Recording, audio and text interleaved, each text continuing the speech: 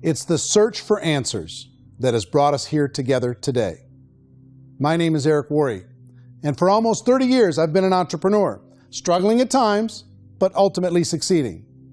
As a best-selling author, speaker, and business owner, I've spent my entire career helping millions of people around the world to become entrepreneurs. And I believe strongly that there is, in fact, a better way when it comes to how we make a living. The career landscape has changed dramatically, and many are still working in a model that is completely out of date. What worked for previous generations isn't working as well for people today. In this film, we're going to explore 3 important questions. First, what's really going on in our working world today? Second, in this new economy, is it better to become an entrepreneur, or is it safer to work for someone else? And third, if a person decides to become an entrepreneur and start their own business, how can they do it without taking on massive risk? To help in this journey, I've brought together some of the greatest experts and thought leaders in the field of entrepreneurship to share the real facts with you. My intention is to give you new information that will allow you to make choices that are not limited by an old, outdated model. Let's start by understanding what's going on in our working world today.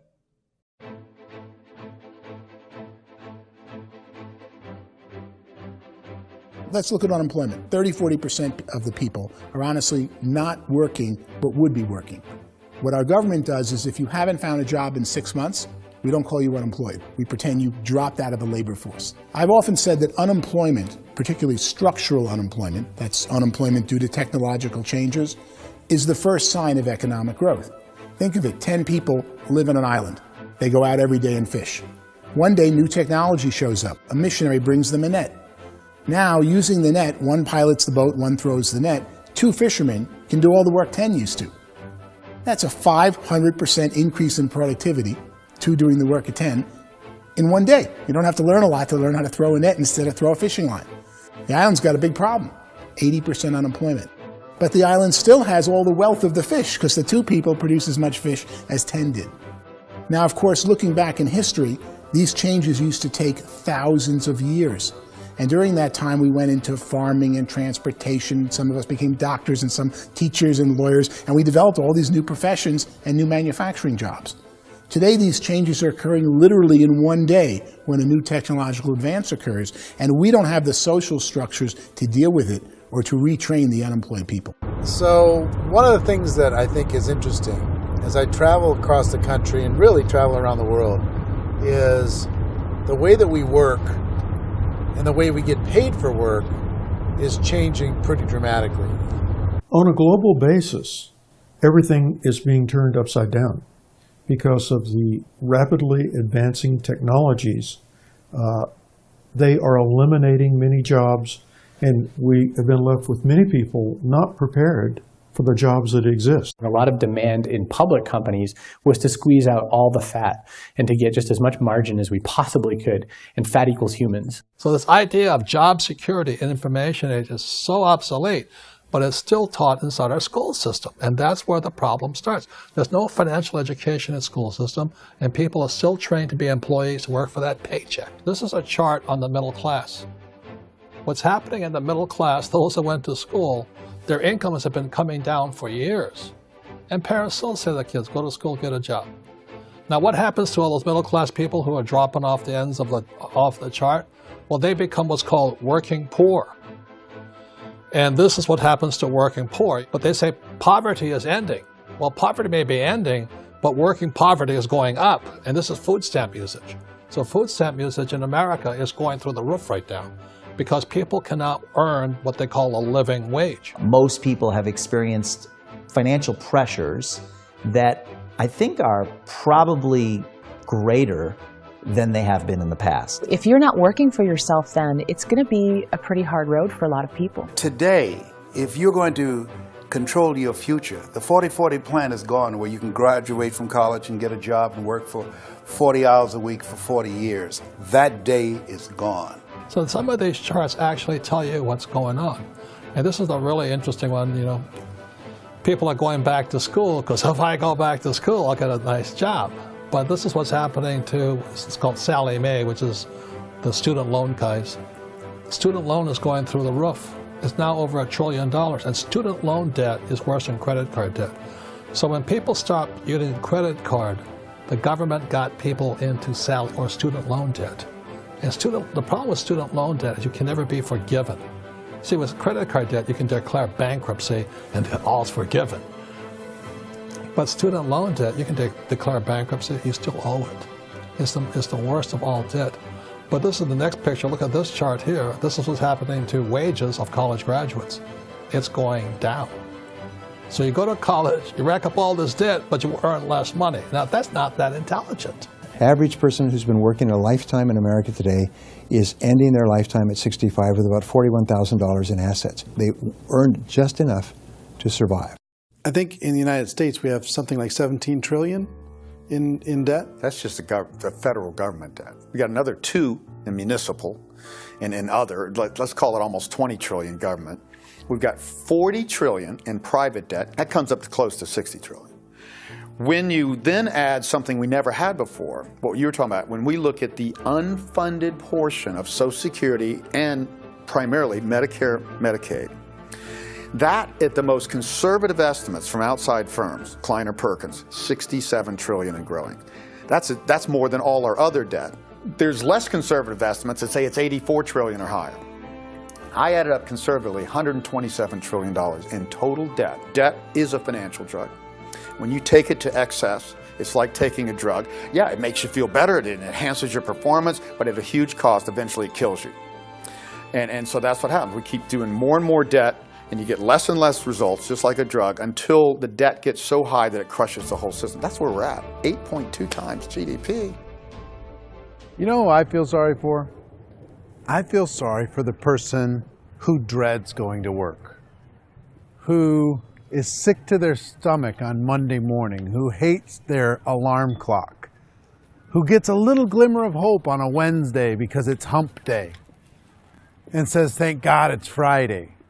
And they live for those 2 days a week where they get to be themselves and they don't have to be around people they don't like, and they don't have to play the political game in the office, and they don't have to live this half life. The person that works 50 weeks a year just to be able to have the 2 weeks for vacation. And you know what happens to most of them nowadays? They don't have a vacation. They have a staycation. They have time off of work, but they don't get to go where they want to go because they're overextended. They've got all this debt. They got all this situation. They hate their alarm clock. They can't sleep until they're done. They have to spend most of their life in traffic. I feel sorry for that group of people because there's a better way. They just don't know it. I see this really interesting attempt at rugged individuality in a 6x8 rectangle. And I feel like you're all the same, except for the little push pins of the pictures. There's different pictures. Yours is named Jenny and his is named Sujara, but it's the same people. And this is how they are, and they're just like the zombies, and there's no joy in there, there's no fun. There's always like the wacky woman who decorates her cubicle, and that's the most she can do there. You got to give her credits, right? The wacky cubicle woman. The basis for their life is worry. I'm worried, you know, maybe I'll get fired. I'm worried maybe my company will go out of business. I'm worried I can't keep spinning the plates on paying the bills. I'm worried about how do I send my kids to college. I'm worried, what if the transmission of my car breaks? That's, you know, 2 or 3, I can't fix it. People live in a sea of worry, and it eats at them. Those signs that people held up during the Depression didn't say looking for gainful employment in a cubicle. It said looking for work. Work is what we're looking for. Job is just a unit of measurement. Work is what we're going after. It's time to look in the mirror and say, it's not the economy, it's my economy. It's my little world of where I am. I need to improve. I'm not going to wait for the economy to come back because, frankly, the economy is doing great in this country. So I'm here on Wall Street, the financial center of the universe, the financial capital of the world. This is where most people's money goes to at least be held for a time, right? With interest rates in banks being effectively zero, and many experts are predicting it's going to stay at zero for the next 10, 20, even 30 years, people feel like they don't have any choice but to put their future into equities, to put their future into the hands of other people on this stock market, and hope that the stock market goes up. Hope that the stocks that their advisors pick or that they pick goes up. That's one way to go, I guess. It's my personal belief that if you put your future into the hands of yourself, in other words, you have earning power by yourself, I think you're a better investment than these guys. I think you controlling your future is a better option than handing over your retirement to these guys. The average household income in the United States is approximately $50,000 a year, what they call the middle class. To reach the top 25% of income earners, you need to earn at least $90,000 a year. To reach the top 10% would be a household income of $140,000, the top 5%, $190,000, and to be in the top 1%, you'd need a combined household income of at least $380,000 a year. So here's the question. What do you think would give you the best chance to move up and get to the top 10%, the top 5%, the top 1% or beyond? In my opinion, and in the opinion of many, many experts, the answer is to become an entrepreneur, to become your own boss. I think you have to be a business owner. I can't, the only time I ever say to someone it'd be great to be an employee is when they've already told me they've surrendered. I only tell people who are wounded spiritually that they should be an employee. And it's that feeling that you get when you pick up the backpack off the little Cub Scout and say, "Don't worry, little guy, we'll get you back to the camp." You know, it is in no way a kindness when I tell someone they'd be a great employee. The other status symbol really increasingly is lifestyle. I mean, people can own their own business, maybe even work out of their house. That, I tell you, people admire that. Like, gosh, I wish I could do that. The spirit of the entrepreneur is to be a risk taker and to be resourceful and unstoppable and to have a vision of yourself beyond where you are and not willing to settle for life as it is. Think about the great entrepreneurs. They're visionary. They have heart. They're willing to do today what others won't so they can do tomorrow what others can't. Personally, I don't think of the new economy, the old economy. I create my own economy.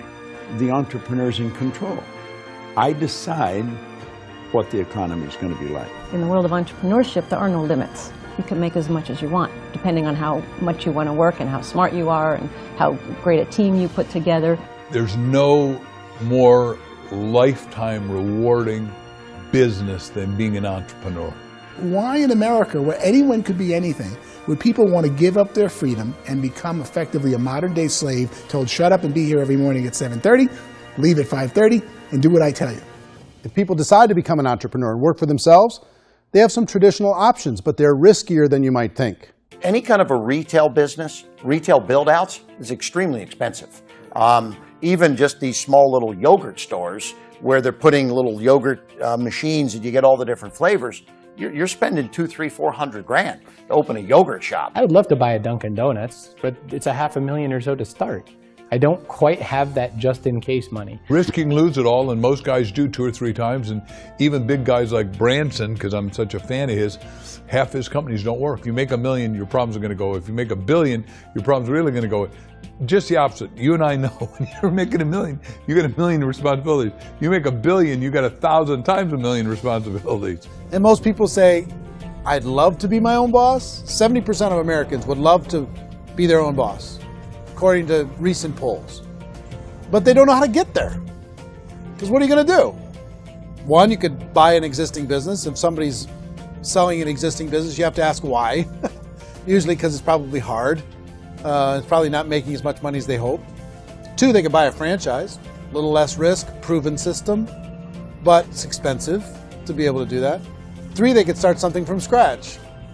And that's where a lot of people feel like, I don't have the chops to do it. I don't have the money. I don't have the product idea. I don't have the expertise. I don't have whatever it's going to take to be able to get there, and I can't risk my family to do it. So, 4th, they could become an investor. A lot of people in this town invest to try and figure out a way, but you got to be pretty smart with that game too, right? Venture capitalists, who are the very best and most sophisticated in investing in new breakthrough businesses, make it on 1 out of 11. That means 10 out of 11 are mediocre or fail. Most of them fail. That's the risk there. An angel investor is lucky to get 1 out of 15 or 20. A business is a team sport. Like, I have to have accountants, I have to have engineers, I have to have system designers, I have to have sales, marketing, I have to have accounting, I have to have mission statements, I have to have legal and all that. The average Joe Schmo, even me, I go out there, I don't have the skills to put a business together. I think the bottom line for the 4 traditional options is they take money, sometimes a lot of it. They take expertise, and they take time. All of that adds up to just too much risk for most people. I bought a business from somebody else, and it was a lot of work. And you start wondering, what did I just buy? Because I guess ultimately I own your email list, and I just overpaid for it. People that start their own business, they spend a lot of money, they spend a lot of time, a lot of effort to get things started. And the more you invest on the upfront, the harder you typically work at it. I can tell you what the success rate is of a restaurant. What is it? They're crazy enough. About 90% of them fail. About 90%, in how quickly? Year less. Wow. And if we're talking non-franchise, we're talking franchise, Sure. That's totally different. Yeah. But our students aren't getting franchise restaurants. You got to invest big money. Exactly. And with someone like McDonald's, you've had to work with the company for a long period of time, really know the To even have a inside chance at investing $1 business. million. Have a chance, and it's a slim chance. What if there was a way that you had all the proven aspects, the comfort aspects, and you could still control your own life? What if there was both? In other words, you didn't have to create everything from scratch. You didn't have to be a super leader. All you had to do, what if there was a proven product already? You didn't have to create the product. And there's a proven system already, proven training already. Everything except an employer. That was the only thing that you didn't have. Do you think more people would be open to working for themselves in that environment?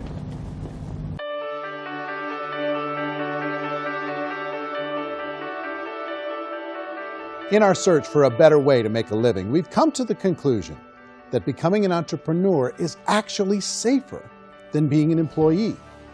And through our look at the entrepreneurial options, one particular path kept coming up from expert after expert.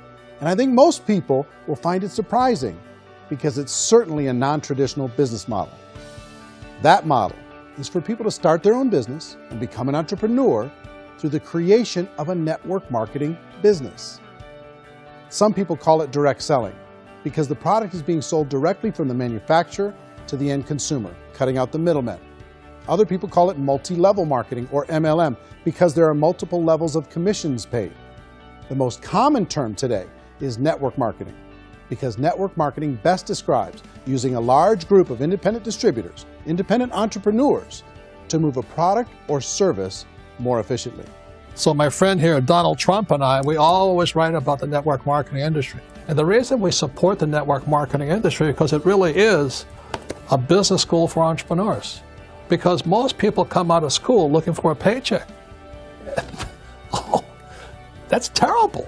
I went to network marketing like that.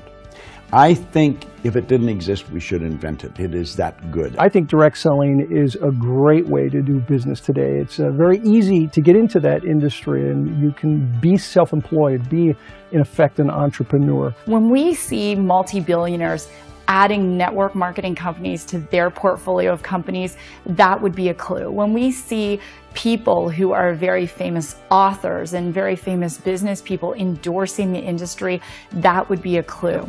These network marketing companies aren't $50 million companies. They're billions and billions of dollars. They lead the stock market. They're major companies. When we're going to get it? You know, and you're going to school to work for a paycheck. But if you want to be rich, be an entrepreneur. And network marketing gives you the spirit to be an entrepreneur. A traditional company will spend up to 50% of their total revenue on marketing. Network marketing companies use a different approach. Instead of having all that extensive marketing expense, they utilize a network of independent distributors to do the marketing for them. Now, why do they do this? First, because word-of-mouth advertising is so much more effective today than traditional media advertising. Second, some products need to be explained or demonstrated and an independent salesperson can do that more effectively than an ad campaign. Third, it's completely efficient. The company only pays for the marketing of their product if a sale happens and not before. Imagine if Amazon allowed you to become an independent distributor and paid out 40% of its revenue to that distributor group. All you had to do as a distributor was recommend a product, and if a person bought it on Amazon, Amazon would take care of all the logistics, and you'd get paid for bringing the customer. Now imagine you got paid for every purchase that customer made for the rest of their lives. Well, Amazon doesn't offer this option, but network marketing companies do. 85% of all buying decisions in our society are made as a result of word of mouth or reputation. We're recommending things to each other all the time.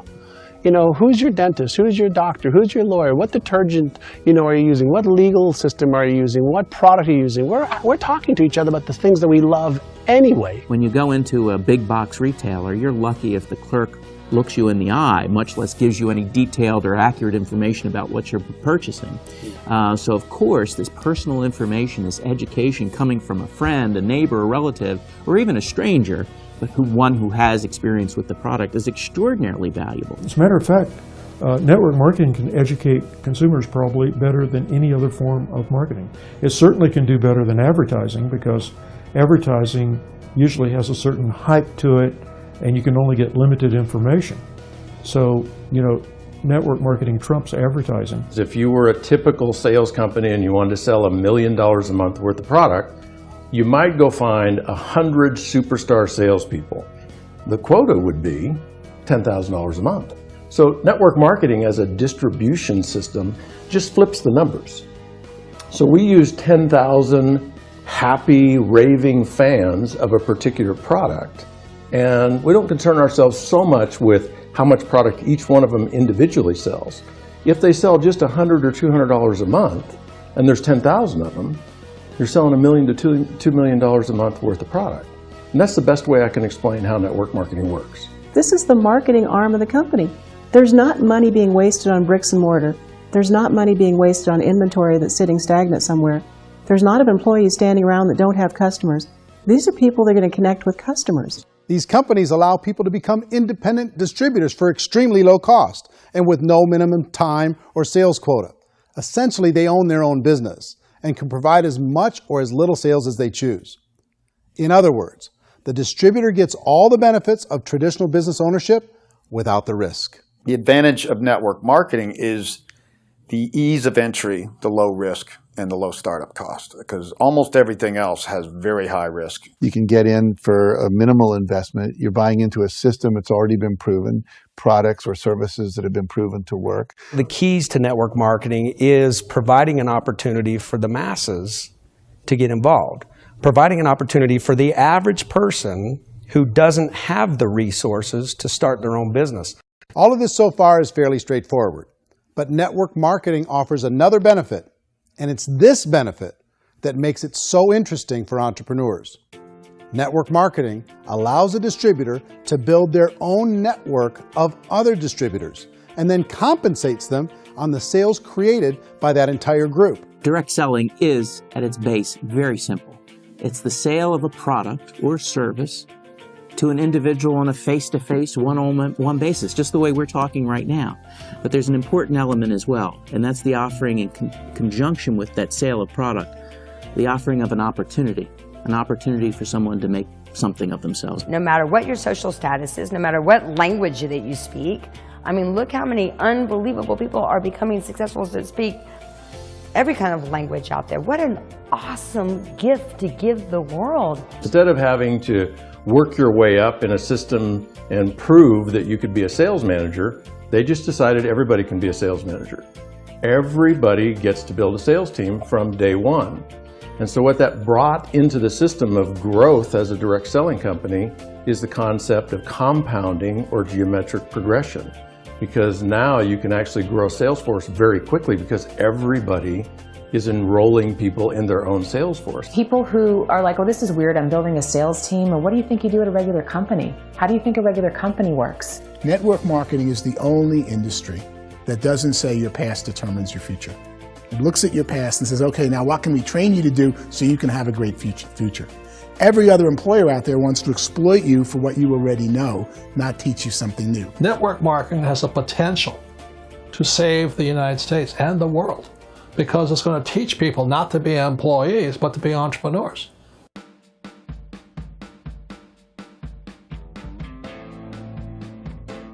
According to the Direct Selling Association, if you add up all the network marketing companies around the world, they combine to do over $178 billion a year in retail sales. To give you an idea of how big that really is, the NFL, the National Football League, does approximately $9 billion a year. The music industry does a little more than $16 billion a year, and the movie industry does about $80 billion a year. Using a conservative average, network marketing companies pay their distributors about 40% of that $178 billion in the form of commissions, which adds up to more than $71 billion a year. That's almost $6 billion a month. It's almost $200 million in commissions every single day. So it's certainly working, and people are making serious money in network marketing. With the growth of the direct selling industry over the last 10, 15, 20 years, we've seen a broader understanding of the channel. We have seen more and more people getting involved in the business, so our penetration in the marketplace has increased, and thus the understanding in the marketplace of who we are has increased. And we've seen non-direct selling companies look at the direct selling model and say, something's going on there. People are making money. Companies are being profitable, individuals are being motivated, product is being delivered to market. Maybe we should explore this. Some people think only the people at the top make money. Well, let's take a look at that as well. In the network marketing profession, there are roughly 500 people in the world who earn over $1 million a year. If you round that number up to $2 million a year, that adds up to about $1 billion a year. That takes the $71 billion paid out each year down to $70 billion. So where does the rest of the money go? The vast majority goes to part-time people making anywhere from a few $100s a month to many thousands of dollars a month. It goes to people who choose to make it a full-time career move and earning even more than that. Every day, people are using the money they earn through network marketing to pay off debt, have more fun, and improve the quality of their lives. Everyone I know in network marketing has been doing that since the 50s. They go to work when they want to go to work. They stop working when they want to take time with their children to have a leisurely breakfast and discuss issues and drive them to school. They go back to work when they get home, wherever they're working out of. The biggest thing that I've seen is people that have become much happier in their life. MLM has probably made more millionaires of more people in more countries, and I've spoken to them in 67 countries, than any other single form of business, starting from nothing. If they have a choice between working a job for the next 10 years or working a network marketing business for the next 10 years, the result of working the network marketing business will be better.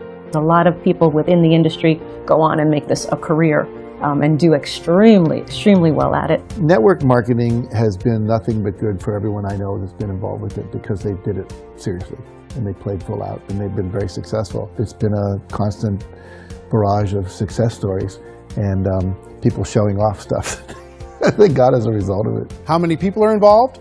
Approximately 16 million Americans and 96 million people around the world are currently participating in network marketing. And in a recent poll, 82% of those people report a good, very good, or excellent experience with network marketing. So people are happy.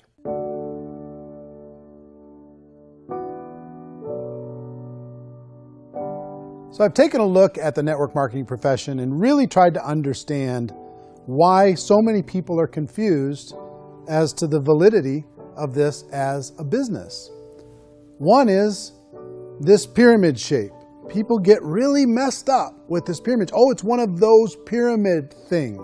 So I just think there are a lot of haters out there who really don't understand the industry and say, oh, it's a get-rich-quick scheme. It's a pyramid. Well, corporate America is a pyramid scheme. You know what I mean? It goes like this. You have thousands of MBAs, let's say working for Ford or General Motors or Coca-Cola. If all these MBAs, they're all trying to get to here, that's a pyramid. Only one guy's going to make it. Every 10 years, one's going to make it. Whereas you look at network marketing, it's like this. So you're here, and your job is to develop other CEOs coming up behind you. So it's an inverse pyramid. In network marketing, it's a very simple concept. If you sell product, you get paid. It is paid based on production. There is no first mover's advantage. There is no investment component where the more somebody spends, the more they're entitled to make. So the two are polar opposites of each other. It doesn't matter what shape the company is or the compensation plan is shaped, whether it's a circle or a pyramid or a triangle or a trapezoid, it doesn't matter. If compensation is coming primarily from recruitment, then you've got a problem. On the other hand, if an operation is basing their compensation to participants on the basis of sales, even when those sales are generated by people you've recruited, well, then you're a perfectly legitimate enterprise. That's the legal test, it's the practical test. Another issue that's been true in the past that is no longer true now is people used to be in network marketing loaded up with products that they couldn't sell, and they ended up a loser. They ended up with a bunch of product in their garage, they ended up with a bunch of products sitting in their kitchen shelves or whatever, and they thought they could sell it, and then they weren't willing to or able to sell it, and they ended up with a bunch of stuff, and they were bitter about it. There was this thing called front loading where you had to buy, like, well, if you bought $25,000 worth of product, you got better commissions and all this. Today, it's almost all done by computer. It's direct mail, comes from a warehouse somewhere else. You don't have to have all this inventory. You don't have to stock up. It's a paperless world now. You know, most of it's done online. You have a back office. It really works. And I mean, the technology has changed everything. Third issue is people start talking about 99% of people in network marketing don't make any money. Well, we've talked about that over the course of this journey together. Almost $200 million a day is being paid out to network marketing distributors around the world. The naysayers, the people who say that it doesn't work, are usually the ones who just don't know how to make it work for themselves. And so they're giving you an opinion, and I tell people, don't confuse people's opinions with expertise, because opinions are free.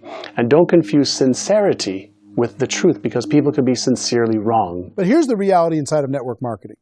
The vast majority of people that get involved in network marketing just become customers, and they get involved to be able to purchase product at a lower price.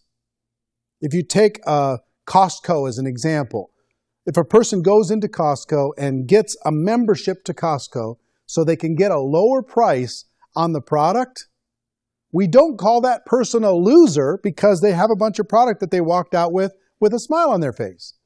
Yet, when some people want to take a look at network marketing, they say, well, those people, they're just using the product and they aren't earning an income, so they must be a loser. They're not a loser, they're a happy customer. That's the vast majority of people that are involved in network marketing. Now, a smaller percentage of those people decide to go build a business. They earn $300 a month, $500 a month, $1,000, $2,000. That's the bulk of earnings in network marketing. And then there's the few that really decide to take it serious, really decide to build a large network, really work to make that network very, very productive. And those people make huge amounts of money, and there's no cap.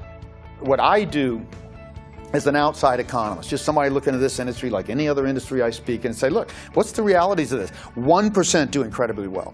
10% generate some additional income at pretty low risk and effort. That's not, and 90% of people roughly end up customers. One thing that I think is real when it comes to people's perceptions about network marketing is people put this, and distributors, I think, involved in network marketing have some responsibility for this. They have sometimes unrealistic claims about the product or about the income. Most people who become distributors, they want the money, they want to be successful, but they don't have the skills. They don't know what to do. And when people don't know what to do and they're in a new business, they're scared. And when they're scared, they panic and desperation kind of sets in. So they think everyone they talk to has to get in. So if I talk to you and you say, well, no, I don't have time to do that, they're like, no, I need you. You have to do this or I won't be successful. So I start clawing on you. I start that desperation. So then I start making claims about the product, which are not appropriate, probably not even true. Or I start saying, oh, let me show you how you can make all this money and you don't have to do anything, Eric. And so you just totally misrepresent the opportunity, and you're clingy with people because you think you need everybody to be successful. and you don't. You know, one of the messages that I try to deliver most forcefully to companies as well as salespeople in direct selling is that you don't have to overpromise. The reality is in network marketing, there's a lot of hard work involved. There's a lot of effort. You're going to have to develop yourself. It's a business like anything else. It's going to take some time, but in my opinion, it's better.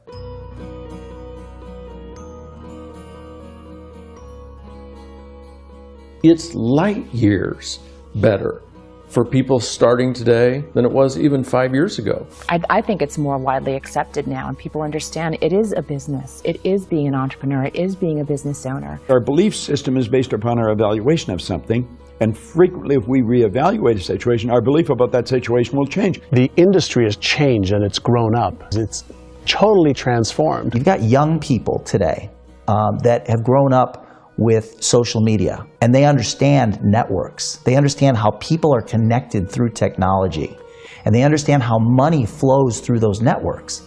So when they see network marketing, they don't see it the way their parents saw it. And we've all learned, the larger industry that you represent, has all learned from those mistakes and flaws and errors that have happened early on. Early algorithms didn't work the right way. That's all fixed.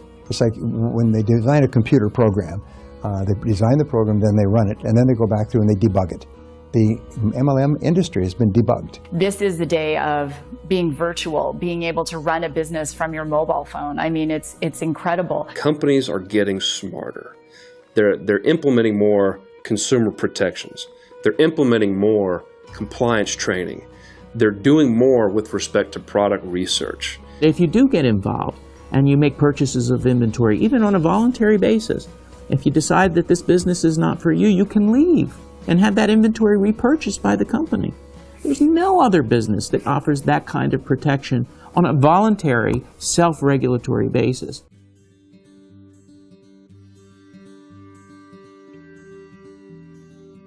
If you decide to look further into a network marketing business in order to generate more cash flow for your family, I would recommend reviewing the following 4 elements.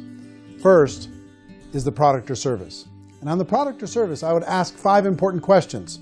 1, do you like it? Is it something you would feel comfortable sharing with others? 2, is there a recognized need in the marketplace? It's hard to create a need if one isn't naturally there. 3rd, does the product meet that need? Does it solve a legitimate problem for consumers? And 4th, is it priced to sell? Can it compete in the marketplace? And 5th, is it priced for profit? Is there enough margin for the company and the distributor to be able to generate income for the long term? If you can answer the questions on the product to your satisfaction, the next element to consider is the company itself. Is it well run? Do you believe in the founders or the management team? Do you feel they have what it takes to go all the way? See, it doesn't matter how good the product is if the management can't take care of the company.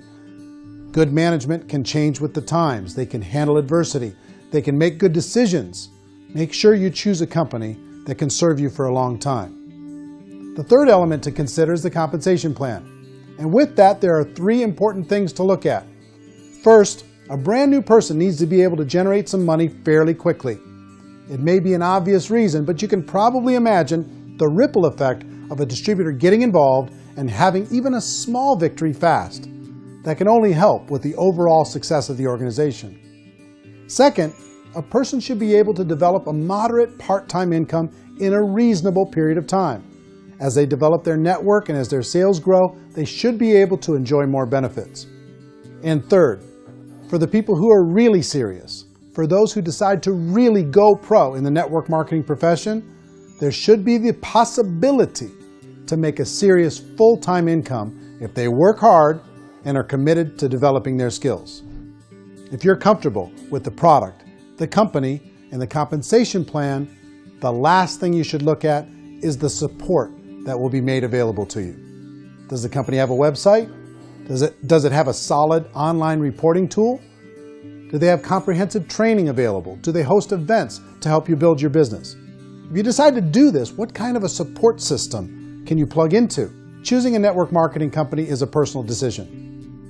But evaluating the 4 elements of product, company, compensation plan, and support is a great place to start. Is the company promising that you're going to get rich quick or that you can make a lot of money without a lot of effort? That's a red flag. Is there a product that you really believe in that you think can be sold? Or are you being told by salespeople or the person who's trying to recruit you or by the company itself that don't worry about the product, all you have to do is recruit other people into the business? Red flag, warning sign. If you're hearing that, take a second or even a third look. Get to know the customers, the products, the business, have some success, and see where the opportunities might take you to move up in the organization. You want to find out how concerned are they about my education, my training, and my development? Is there a space for me to grow? Most important question. Learn everything that you can about the product. Make sure it's something that you believe in, and learn everything you can about the industry and work that system. You have to be very passionate about whatever that company is doing. I would get involved. You can always test drive anything, you know, the product, the service, the community, and then lean into it a bit. If it feels good, then lean into it a lot. Behind me is the Lincoln Memorial. And this is a place where Martin Luther King Jr. had his famous "I Have a Dream" speech. And at that speech, he talked about his dream for equality for everyone around the world. And that's a noble dream. But I think more people need to remember what it was like when they were kids and the dream was still alive in them. Before it got beaten out of them by reality, by this paycheck, by these responsibilities, and by having to live for this job to pay the bills. I think people need to remember that, go back to that.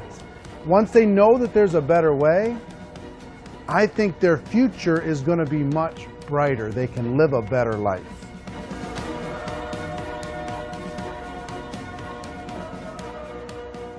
So if you're considering getting involved in a network marketing company, let me offer you just a few pieces of advice. First, network marketing isn't perfect. It's emotional, it's challenging. Like any entrepreneurial venture, it can have its up days and its down days. But if you have an entrepreneurial bone in your body, it's just better. Second, if you're gonna do it, decide to be professional. Decide to go pro. It's better to do that than just be this amateur sticking your toe in the water. Third, as any professional, you're going to have to learn some new skills. And I promise you, inside of the network marketing profession, they're not too difficult to learn. Fourth, like anything worthwhile, it's going to take some time. Don't expect that you're going to get to the finish line right out of the gate. And fifth, it's worth it. It's worth it to be able to take charge of your life again. It's worth it to be able to control your own financial situation. It's worth it for the people you're going to be able to spend time with. It's worth it for the things you're going to be able to see and the experiences you're going to be able to experience. It's worth it for the causes you're going to be able to contribute to, the lives you're going to be able to touch, the customers you're going to be able to help, the friendships you're going to be able to develop. I promise you, it's worth it. Remember, most people are searching for answers just like you are. But I do have to tell you the catch to network marketing. If there is a catch, if you want to understand this from an emotional point of view, people say, well, it sounds too good to be true. It's not, it's hard work. But here's the catch. Most people still don't understand it. So you're going to have to endure the loss of social esteem from ignorant people. The uneducated will think less of you. Now, if you can handle that, you're on your way. If that's going to destroy you, you know what? Entrepreneurship in general probably isn't in your future. If you can face that catch, you can become unstoppable. I want everyone to really contemplate this if they're not in network marketing. You're in a job, you probably have a mortgage, you have rent, you have debt, whatever's going on. You're in a prison. You work just hard enough to keep them from firing you, and they pay you just enough to keep you from quitting. Come on! I've been there, done that, and bought that t-shirt. In network marketing, if you run into failure, it's really just a homework lesson for yourself. There's no one to blame. You really have no excuse not to be successful. You just don't. People don't want to hear that, but there's so much available to you. If you want to be a good network marketer, be a student to the people above you, be a fellow traveler to the people on the same level, and be a teacher to those below, and know when it's appropriate to do which. People who are not afraid of asking people to buy things or not afraid of persuading people with a chance they may say no, these people own the future. Nothing happens until something moves. So you got to go move, you got to go do something, or nothing's going to change in your life. In the beginning, you're going to do a lot of things that you don't get paid for. But as you go down the road, you get paid for a lot of things that you don't do. And your job is rehabilitate the spirit, the entrepreneur spirit in all of us. You give it back. Either give it a strong yes or a strong no, but no wishy-washy, dilly-dally stuff in the middle. There's dreams and there are nightmares, but I believe that the biggest nightmare of all is when you don't pursue your dream. You're going to see some monumental growth in this profession. It's an exciting, exciting time to be involved with the network marketing profession. The next 10 years, I see just exponential growth. When that tipping point comes, it's not a matter of asking somebody, have you ever heard about network marketing? You're really asking them, which company are you building your wealth in? We are here to fix the world, to improve relationships with other people, to improve other lives. And the real reward comes as an entrepreneur in any level from teaching somebody something and watching them soar. There is no greater reward.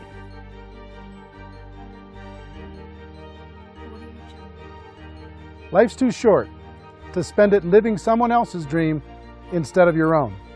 It's too short to spend it living at a fraction of your potential. Can being an entrepreneur be a challenge at times? Sure. But here's what you get in exchange. It can be yours. Something that you built, something that you created, something that you made happen. This balloon represents your dream. It represents entrepreneurship. My wish for all of you is that you would reach out and grab it. The choice is up to you.